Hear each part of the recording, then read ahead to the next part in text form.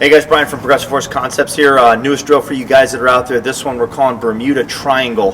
The reason for that is because the shape or the pattern on the ground in which the individual shooter is going to run it is shaped like a triangle, but you can modify it to meet your needs, your range, etc., etc.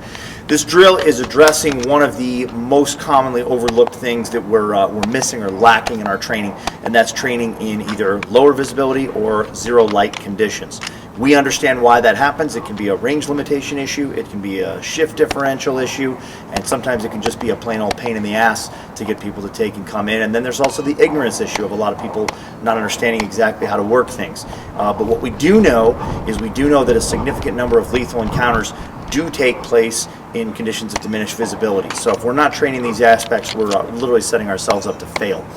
The way we're going to run this drill here is we're going to run it under two different lighting conditions. So in one segment, we're actually going to be running with no visible light on our weapon systems. We'll keep dark on the weapons, but we're going to get a little bit of artificial light, and in this case, that's coming from a couple of trucks that we've parked uprange with their headlights shining downrange. And then the second runs, we'll actually be taking and running that in zero visibility conditions, and that'll mandate having to use a weapon-mounted light.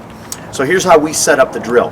The first thing we did is we had the shooter take their carbine and induce a triple feed, or as some people call it, brass over bolt or a bolt override. And they did that on a very low capacity magazine, basically a 1-round magazine, so that we'll be discarding that when we bring the rifle back into battery and going to a 4-round full load. 4 rounds in the gun, 4 rounds in the pouch. They'll be running to that first shooting position, which is about 60 meters uprange, and then engaging a steel target that we have set up downrange with 4 rounds. When they hit lockback, they'll be running to the next shooting position, executing an emergency reload on the way.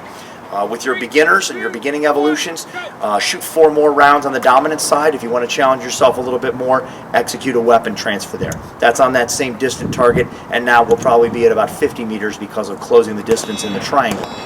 When we hit lockback, at that point we'll be executing a weapon transition from long gun to handgun, drawing that handgun, which will be loaded in this case with 5 rounds. 4 hits on the steel target. After that, control the muzzle, trigger finger straight, and we'll be running across range. In this case, again, we're going in a clockwise motion on the triangle and getting to that 3rd target. First round will be engaged on that 3rd target, and then the shooter will hit lockback at that point. Now, if you're slung, if you're with the sling crowd, by all means, take him to go ahead and release that long gun, take and execute an emergency reload, come back up, and then fire a remaining 3 rounds for a total of 4 shots on that 3rd target. If you're like us, who run unslung quite a bit, looking at the big picture in this case here is what? Finish that fight.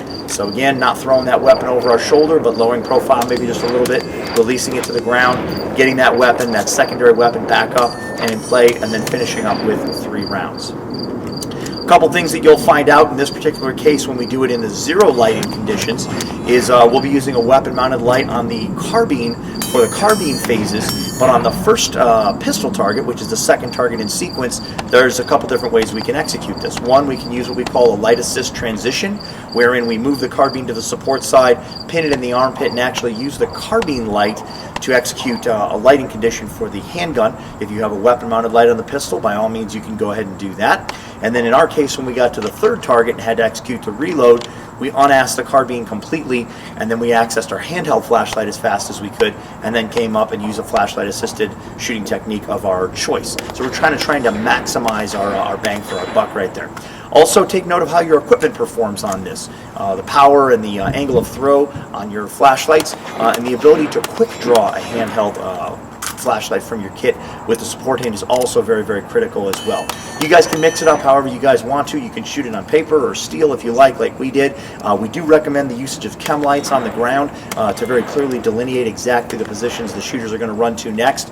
And in some cases, when you go to the zero light conditions, you might even need to put chem lights downrange to indicate where the targets may perhaps be. Give this one a try. We think you guys will like it a lot. Stay safe.